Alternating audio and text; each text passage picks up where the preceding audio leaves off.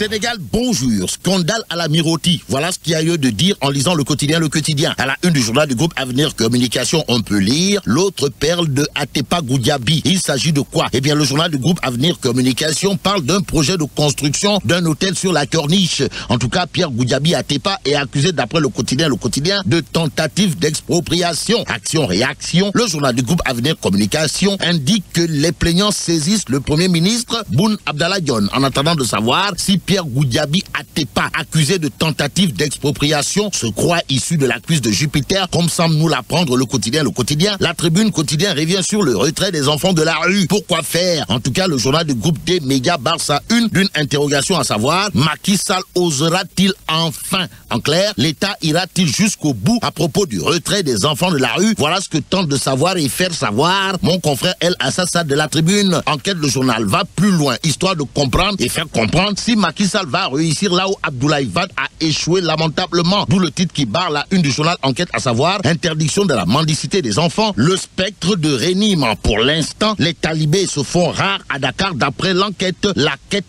quête de scoop, c'est l'affaire de Libération. Le journal ce matin note à sa une les détails d'un tonton de Boukilienne. Il est question, d'après Libération, de la SNHLM qui filait des grosses enveloppes aux responsables libéraux. Et pour la petite histoire, Libération révèle la liste des bénéficiaires du banditisme financier à la SNHLM. Il s'agit d'acteurs politiques, de chefs religieux et autres fonctionnaires arrosés, voire aromatisés avec l'argent du contribuable, indique Libération. Peut-on retenir, d'après le journal piloté par mon confrère Cheikh Mbaké Guissé, que sous Wade, la SNHLM a été pillée, voire vandalisée? Pour l'instant, l'Observateur l'Obs nous livre à sa une Idrissa Seck, le combat de survie. Et même si vivre, c'est apprendre à mourir, pour reprendre l'autre, l'Observateur l'Obs évoque quand même une controverse autour de la stratégie politique du patron du parti Réumi. D'où la sortie du docteur en communication Momar Thiam, révélée par l'Observateur l'Obs, à savoir: par ses sorties, Idi est le dépositaire de l'agenda politico-médiatique. Les médias comme l'As quotidien par exemple révèlent Idi au bûcher de l'APR. Pourquoi? Eh bien, à cause de la sortie au vitriol du leader du parti Réumi contre Macky Sall, d'après l'As quotidien. Le quotidien Sud, pour ce faire, indique que du côté des enseignants de l'APR dirigé par Youssou Touré, cette courte queue se paye par courte queue. En clair, Sud quotidien titre: protocole de Rebus, maître Ousmane Sey et maître Nafissatou Diop Cissé interpellés par Youssou Touré et compagnie des enseignants de l'APR. Donc, il dit acculé, voilà le titre qui barre la une de Sud quotidien. Réumi quotidien, au même moment, retient et fait retenir un tintamarre qui ne dit pas son nom. D'où le titre qui barre la une du quotidien Réumi, à savoir: